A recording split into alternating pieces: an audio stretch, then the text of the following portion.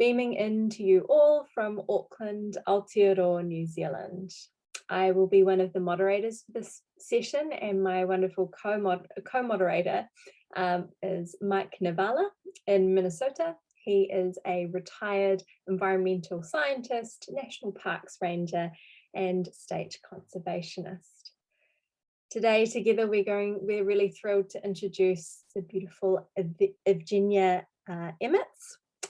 Evgenia is a multidisciplinary artist, a poet, and a filmmaker, working with forests, ecology, biodiversity, and community through her visual works, poetry, installation, performance, film, artists' books, and large-scale ecological artworks. She is the founder of the Eternal Forest Project, creating 1,000 eternal forest sanctuaries through art and forest ecology, supported by the local communities for 1,000 years and more. Her art has been exhibited in such institutions as National Gallery London, NGX, King's College, Tate Exchange, the Tate Modern, Royal College of Art, Barbican, V&A, Chelsea College of Art, and many more. So it's my pleasure to introduce Evgenia. Just before she starts speaking, I'll just recap for those of you tuning in that Evgenia will speak for around about 30 minutes, and then the floor will be open to any questions or reflections from you all. Just a quick reminder that any questions and comments can go in the Q&A tool on the bottom bar of your Zoom screen. Just do that as they arise, and Mike and I will curate these, and we'll visit them once Evgenia has finished speaking. So without further ado, Evgenia, take it away. Thank you. Thank you so much, Alice, for this wonderful extensive introduction. And thanks so much for hosting. I really am happy to be here today. And so I don't need to do my own introduction. That's great. What I would like to say is I feel deep gratitude because I'm currently actually based, living for a week in Białowieża Forest on the Polish side, which some of you might know is one of the most beautiful remaining primeval forests of Europe.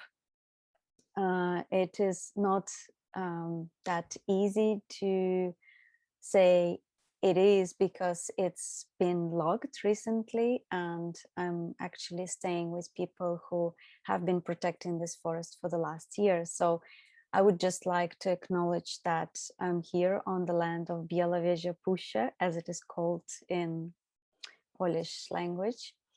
Białowieżska Puszcza, it is called in Russian language.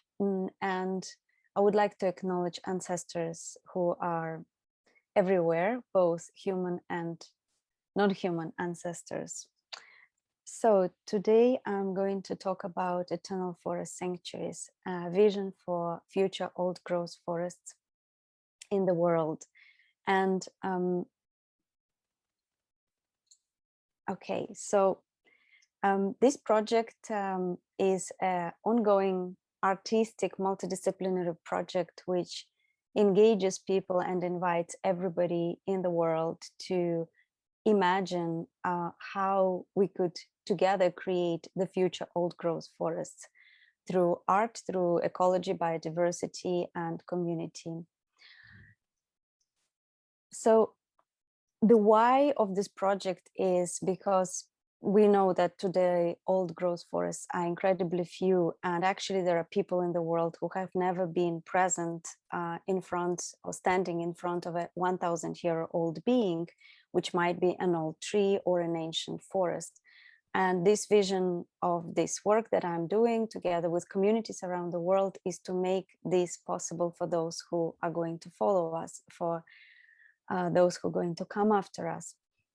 This work offers us deeper connection with nature, deeper sense of belonging to the place, hopefully long-term cultural, social, and ecological regeneration. And of course, creating those forests, those forest sanctuaries improves the biosphere of the region and creating long-lasting effect for the generations that are going to follow us. So today I'm going to share with you the story of eternal forest. However, today I was sitting with this idea of what is the story and how is it actually being written. And I realized already since few months that eternal forest as a being is not a project, is not just something that's kind of I invented. It already has a body, a mind, a kind of a soul, spirit of its own, and it's writing their own story through us, through our actions and activities. So the story of eternal forest starts really when I moved from London in 2017 to Portugal to make it my home country, and I was driving through the country through kilometers of black stumps after the forest fires. 2017 was marked by massive fires in Portugal. We arrived to the country between the two fires. Here, what you see on this picture is area of Monchique, south of Portugal. We are looking from the mountain all the way down south to the sea, to Algarve region, very touristy area, but everything in between is basically productive monocultural forest of plantation of eucalyptus. I cannot call it a forest. This is very important. What we call a forest and what we call monoculture, we need to draw a line. So seeing all of that, and of course extending the understanding of deforestation and land degradation beyond Portugal to other places in the world, really was my motivation to start this project. And so as an artist, I was asking myself questions, how can I help? What can I do? At that point, I was living first months in the country, so I wanted to understand, but generally, how can art contribute to deepening our relationship with nature? How can we bring communities together to actually care for the forest and to connect with it, and how art can change our relationship with time from short-term to long-term thinking, from linear thinking to circular and cyclical thinking. And of course, how can we collaborate with plants, plant communities, forests, and the land? So at the beginning, I started off by listening to the people. That was my first entry point, because I wanted to understand how people feel, how they think about their forests, what are their needs, their stories, and their dreams, and how I could amplify these voices. So what I did is I went to an area called Goiás in Portugal 6 months after the devastating fires, and I worked with the local communities, interviewing people and creating this film called Eternal Forest, which I would like to show you a really brief bit here.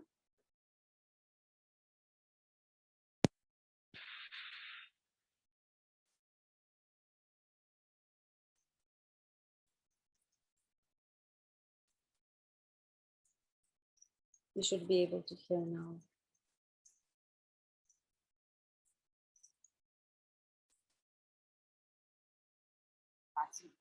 Amor por isto, opa, eu sinto amor por isto, pronto, amor para tudo um pouco. Eu adoro a floresta, gosto de ter isto, sou o ar que não florescer. E é, pronto, dá saúde e dá faz crescer, pronto, é bom. É bom viver aqui na natureza, aqui na Vinagre.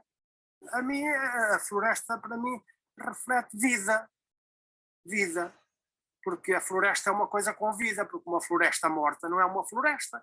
Na verdade, a Europa ninguém quer eucaliptos plantados, mas querem papel. E então o Estado português assumiu que era este o país que ia alimentar isso. O sonho seja termos uma floresta autóctone, biodiversa, em harmonia com o ser humano. Se estivesse enraizado mais esse espírito de comunidade de todos, trabalharmos mais num objetivo, tivéssemos um objetivo definido, todos tínhamos essa ideia, talvez houvesse um maior contributo para o próprio ambiente, não é? Porque todos pensaríamos e trabalharíamos para ele. É toda uma experiência estética. As sombras, as luzes,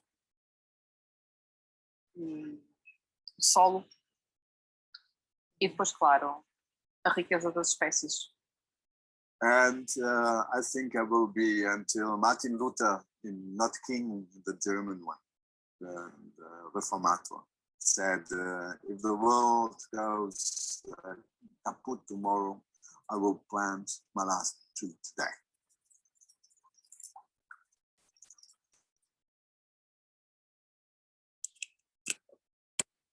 So after I made this film, I took it to many different locations in Portugal and in the UK, and I really tried to go to as many communities, cultural centers, universities as I could, just to connect with the audiences, connect with the people, because what I wanted to understand, I wanted to extend that deep listening beyond, and I wanted to hear messages that are coming from people. And I also used these conversations with people to create visual works and to create poetry that's written in the cycle of eternal forest. And here you can see some examples of my visual works that's connecting poetry and calligraphy. But I also felt at this point that just raising awareness through film, through visual works, through poetry is perhaps not enough. So I decided that maybe the next step would be listening to the land. Also, there is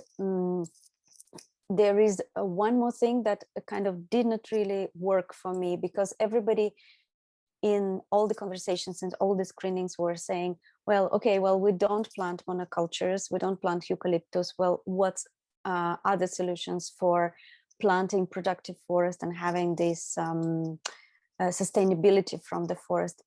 And something was kind of missing in this narrative. So what I wanted to understand is what is actually missing. So I worked, I did some work in a place called Coruche. It's in the center of Portugal. I did actually application for another art residency 1 year later after I did the first one.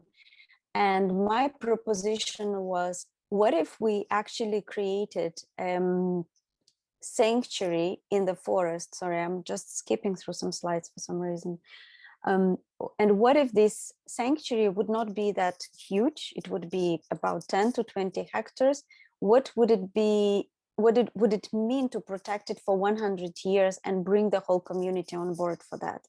And so that provocation was accepted by the municipality that invited me to do this residency. And so I ended up working on this project for about 2 months, based locally in the forest, based locally in this town, but also working in my studio. And what came out of that is this kind of extended idea of necessity of creating physical forest sanctuaries, the kind of sacred space and time, the nature's temple for us and for nature to connect. And the way I approach it is to bring in people into the forest, creating an artistic trail based on poetry, natural landmarks. But also during this year, when I was working on developing this concept and working with the land, I wrote manifesto. And that is where the being of the forest comes in. That's where the being of trees come in. I think I've been always aware that trees are alive, that are living beings, that never had, it was never a question to me. But what actually happened is that was the first moment when trees communicated to me. So what happened is I had a dream. I think the forest and trees, they know that I am very connected with my dream world. So they find a way to connect with each of us through the senses that we are most attuned with, that are most open. And for me, it's a dream world. So when I was writing down this manifesto, when it was coming through me, I was working for about 2 months straight on in my studio. And I had a dream about a sacred tree. And I'm going to read to you a bit of manifesto, which actually describes that moment, that message of the tree and that being of the tree that kind of came to me in a specific appearance and try to communicate something. And so it's really in the center of Eternal Forest Manifesto. So it goes like this. In the hollow trunk of world tree rests eternal time. From eternal decay, a dream is born, a seed of sacred tree, a tree of all seeds, a tree of sacred forest, a tree with 3 visible paths engraved in its body, a tree with 7 visible notches to hold the bow, a slender bow for a human hand, to reach invisible roots, a tree with roots in invisible worlds, to receive the gift of impossible time, uncut, uneven, unbroken, unknown, unknowable, indivisible, before history, before territory, before time. All things living joined together in ways unimaginable, unwritten, untold, unviolated, imperfect, misunderstood. So I have this small roll of manifesto. It's a heart roll, as I call it. I put it in my pocket and I take it to the forest, and sometimes I read it to people and sometimes I read it to the forest and the trees. And this reading of manifesto accompanies emergence of every eternal forest sanctuary and initiation and every experience of eternal forest that I do. There's also a series of eternal forest experiences that I create in the land, listening to the land, what she wants to communicate to us, but also being oriented by the natural landmarks in the forest, like large trees, old trees, and I call them oracle trees, the trees that are slowly becoming stumps, but they're higher, and they're the ones who are usually giving us a message or asking us a question. Big rocks, a little pond, a little clearing in the forest. So, and then I bring people onto that experience. I truly believe that yes, we need to go to the forests and we need to stay there, and we need to slow ourselves down to go and sit in specific places and make this relationship our own and develop this relationship step by step, day after day. So what is really an eternal forest sanctuary? For me, how I receive it from the project, from the being of eternal forest, it is a nature's temple. It's basically a space and time for us to commune with nature. It's also large-scale ecological art that requires multidisciplinary approach, and hopefully it invites many more artists to create those places around the world. It's not just for me, and it's not just done by myself. There are many more artists already entering this network.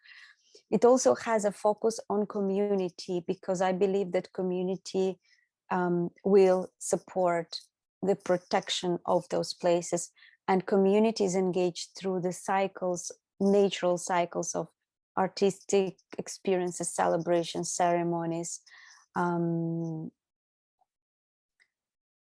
So as I said before, I'm creating various artistic experiences. I'm connecting with artists around the world to invite them to initiate an eternal forest where they live, with their community, with their forest. And hopefully we'll be collaborating and creating a network of residencies where a focus is on co-creating with nature, on collaboration with nature and the local ecosystem. I believe that community is really central, and what recently Eternal Forest communicated to me is that we as humans have to reconstruct the most powerful form that we have is the circle. So circle of guardians in each and every place where sanctuaries are to emerge is this basic form where people get together around the vision and they can make it happen. This is our circle of guardians in Residency in Portugal, where I live, and we've been meeting now for 1 year. We're currently searching for land.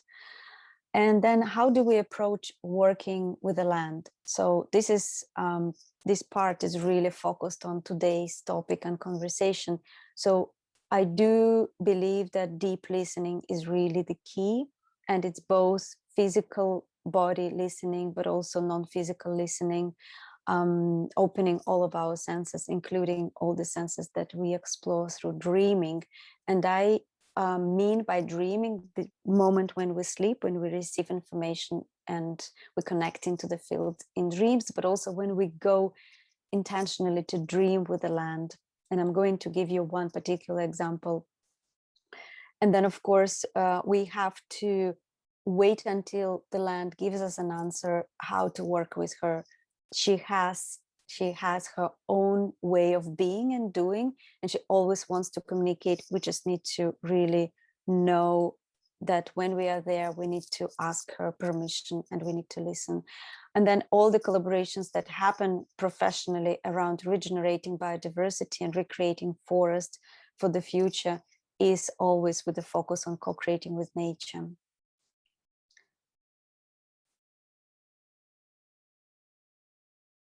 So I invite people to create these cycles of deep listening with communities of plants, with communities of people, and with the future. So basically seeing through the veil what's in the future and how this future is affecting us, and imagining this future, and always being focused on the processes that are in the land already, not kind of trying to impose things being done faster, for example. So this is one of the examples that I wanted to share with you, and one particular situation.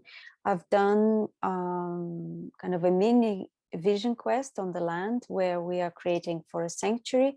It's a regenerative project of a future co-housing community. And what happened there is I was staying with the land for 2 days, and I wanted to listen what the land has to say. And actually, I wanted to show you this picture first. I skipped it. So I walked the land and for 2 days, and I kind of tried to map out where is the sanctuary, because not all of the land will become sanctuary. And I came to this very old cork oak tree. I believe she's a mother tree. She's really big, and she's kind of a little bit dominating the area, the forest around her, with lots of little saplings and lots of other smaller cork oak trees.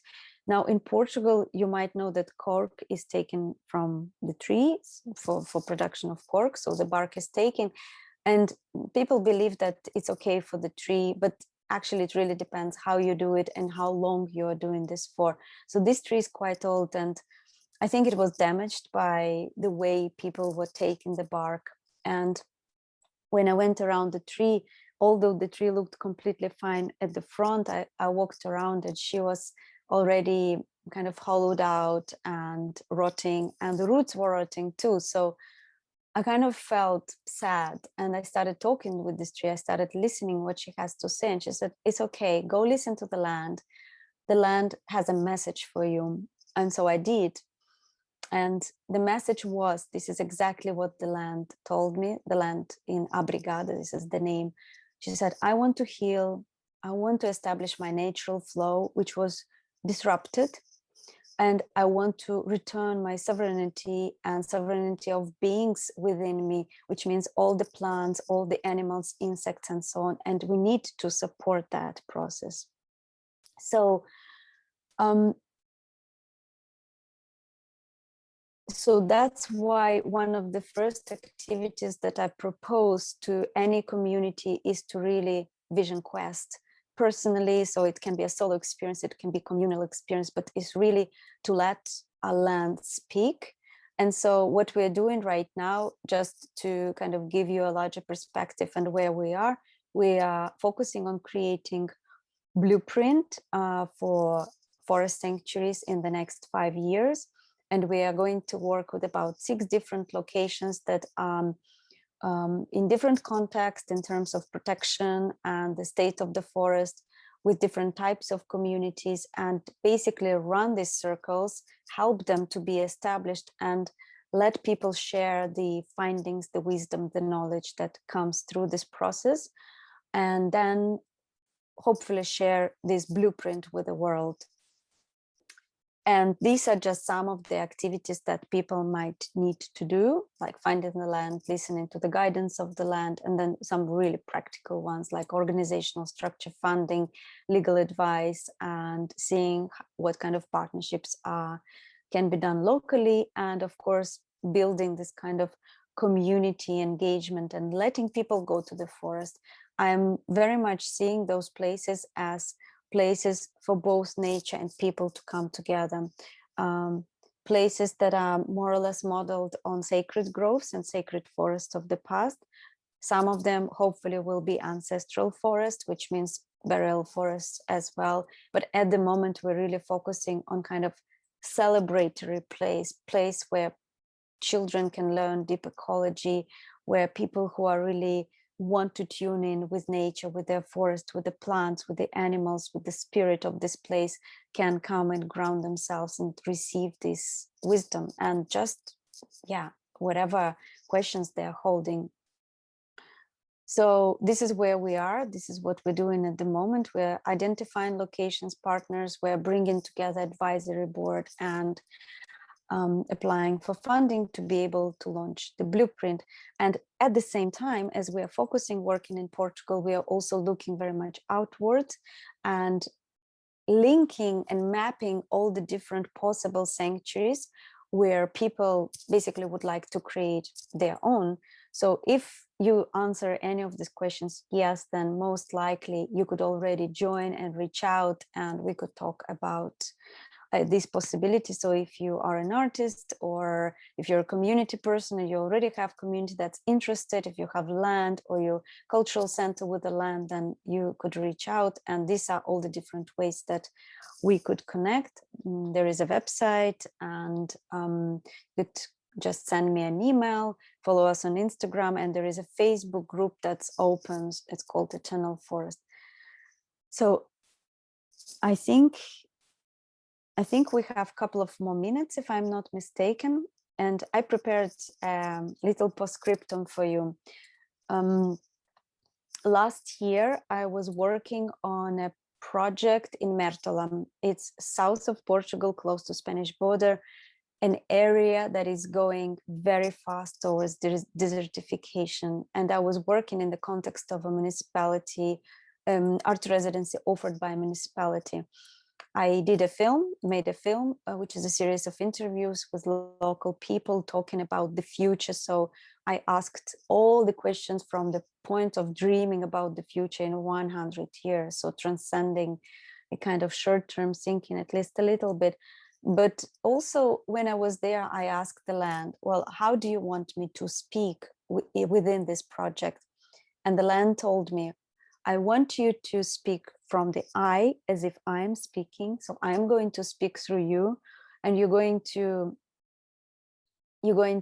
talk to people. And I want you to talk to people in the way that they do not feel guilty about what has been happening here, but they feel hopeful. So I'm going to read to you 2 poems, which is part of this film.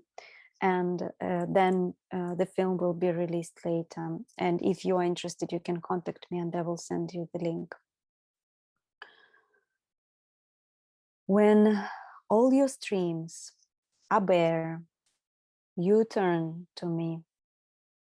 When all your soil is desert, you turn to me. When all your food is poisoned, you turn to me. When all your seeds are fruitless, you turn to me. When all your kin is crying, you turn to me. When all your days are counted, you turn to me. Where do you end? Where do I begin? Think of me as we, us, them, the wild ones in their dance, the bitter medicine of our roots, the shared language of our truth, the common lineage of our kin, the daring ripeness of our will, the sentient beauty of our laws, the peaceful weaver of our worlds, the ancient pollen of our being, the timeless presence of our dreaming. Where do I end? Where do you begin? And so with this, I'm inviting you for a new conversation, for a new possibility of a new kind of conversation with the land. Thank you so much.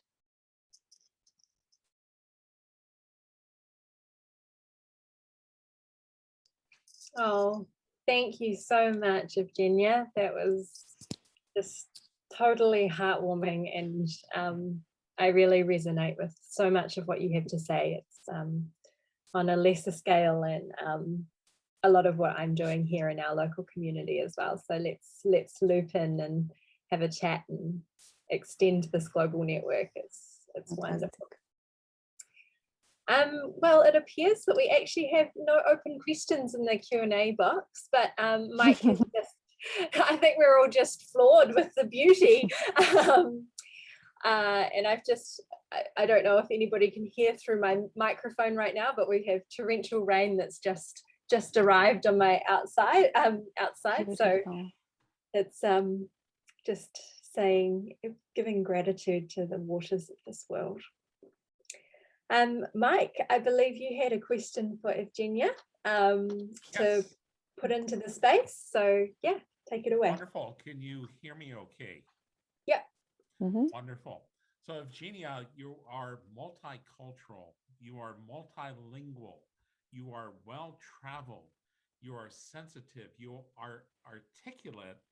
So I'm wondering what other cultures have influenced your view on trees and nature. What other people look to Mother Trees and have influenced your thinking and your emotions?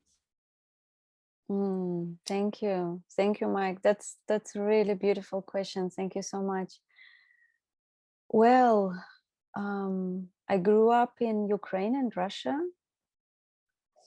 and now actually being in Białowieża forest right now on the border of Poland and Belarus, and with a lot of people speaking Russian here, I do believe it's Russian, it's Slavic culture. I don't want to call it Russian. It's a stretch of Slavic culture with different variety of Slavic tribes. I think it's one of the cultures that has still very strong connection, sacred relationship, that feeling of sacredness of nature. I know that there is a huge recovery of that culture in the form of finding ancient sacred groves and discovering the places of power.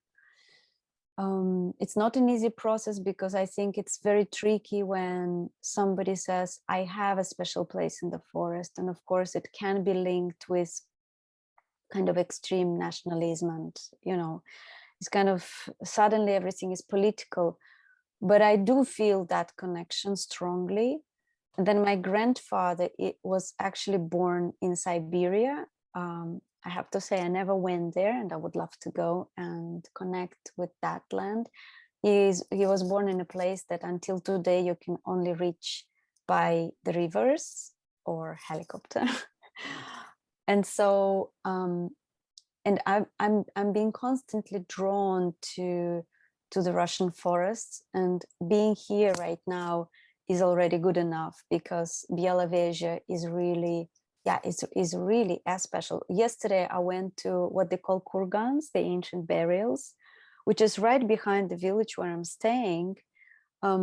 So obviously this settlement where I'm now located is ancient, so people have been burying their ancestors in this forest, and it's an incredibly powerful place.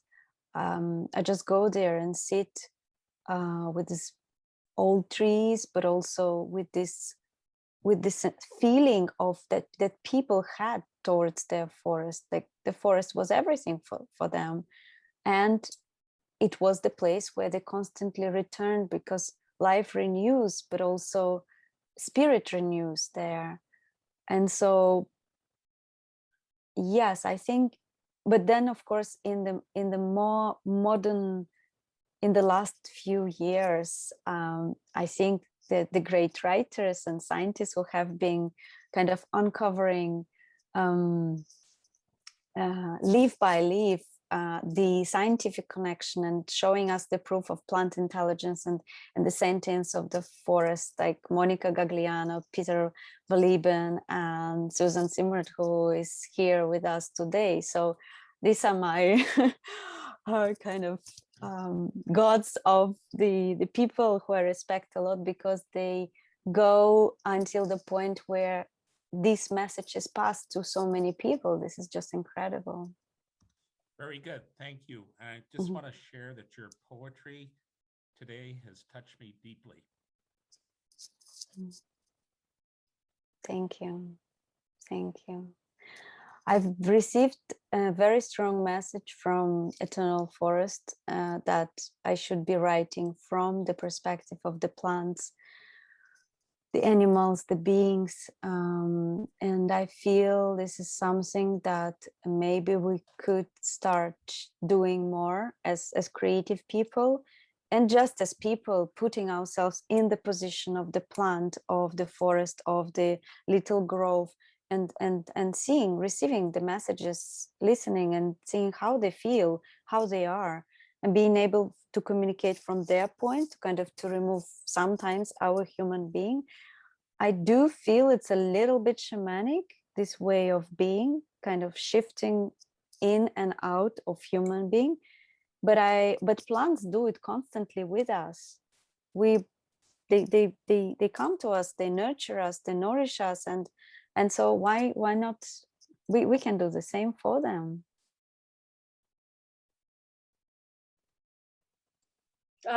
So beautiful. Thank you for sharing that extra dimension, Evgenia. I feel really connected in the sense that I know that my peoples bump into your peoples in many ways, my ancestors kind of in that Russian Chinese realm of what is now known, and so I can just see that there's the land that connects all of us, actually, you know, and feel that really strongly. We've got another couple of questions that have popped up now, which is really lovely. Catherine, thank you for shining the light on me, but we can connect on Hoover later on my own personal projects. Lionel says, how do you create a forest in a semi-desert? Lionel, great question. We are having a lot of these situations in Portugal, in the south of River Tagus. Yeah, step by step. I mean, there are techniques and ways to basically water retention. So planting strata. I mean, it's really hard to plant oaks, for example, directly into the land. That's that's very degraded, but also that's very dry. But there are ways. I mean, I'm not an expert. I'm working with specialists. I'm creating circle of collaborators, people who are doing ecosystem restoration, scientists, and there are many techniques. And they actually just visited a project in the south of Portugal where land is being regenerated to go towards the forest. So I'm going to start one of the projects there. So I'm also super eager to learn. I'm very new to all of this. Beautiful. On that note, I know that there's a few beautiful videos on YouTube somewhere on this idea of greening, making oases in desert, and I really enjoyed watching those for a while. It's so fascinating, and active collaboration with land. And Karen Copez, our beautiful presenter from earlier today, asks, I think that we are part of the same land network, and am just starting to learn how to be a steward for young forest land. How did you learn to trust listening to the land? That's an amazing question. I think for me, the process is start trusting, listening to myself. Yeah, it took a long time, I have to say, but step by step, I think once we trust ourselves, trust our gut feeling, our intuition, and we are open and courageous, we have to be courageous and really say, okay, I'm gonna go all into that. And then, yeah, and then go and ask her. A lot of land wants to heal, and a lot of land needs healing, and she needs our help and support. There is actually, if you watch the film, I think it's called Aluna, it's about disruptions in the natural flow on the land and how they can be mended, and what it means when we disrupt the natural flow. How does it affect everything else? How does it affect the whole ecosystem? So it's really, really important to learn to see where these pinpoints are and how we can start reconnecting things. We don't sometimes need to do anything artificially, just need to remove disruptions and remove ourselves actually usually from certain spots, and then she will heal. But sometimes we need to design in a way, co-design with her, and that's why this moment of listening is super important, so we can co-design together with the ecology, with the ecosystem, not just putting our kind of own blueprint or big map on top of it, but actually going together with her from the roots towards the light. It was so beautiful. And unfortunately, I'm going to have to wrap up. Our lovely, I love this, how the question and answer box starts to act like a bit of a forest when we let it. But yeah, just my heartfelt gratitude to you, Evgenia. Thank you for sharing your vision and your art and your empathy and your heart with this world. It's, you know, really, truly the medicine of our times. For those of you who have asked questions, I'm sure that Evgenia has a presence on the Hoover platform and would welcome kind of further engagement. There has been a request to just reiterate the project and some of the links to your project, so maybe we can flash that up. Of course, this recording has been will be made available on our YouTube channel in due course as well. So yeah, thank you so much, Evgenia, and I look forward to having more conversations as the time kind of. Thank you so much, and thank you so much for all of your questions and notes. I've read all of them and I acknowledge. Thank you for sharing those. Yes, all the contacts are on recording, but also on my speaker's profile, so you can just go there and send me a message if you want link to the films, and I will send it to you. Thank you so much for hosting.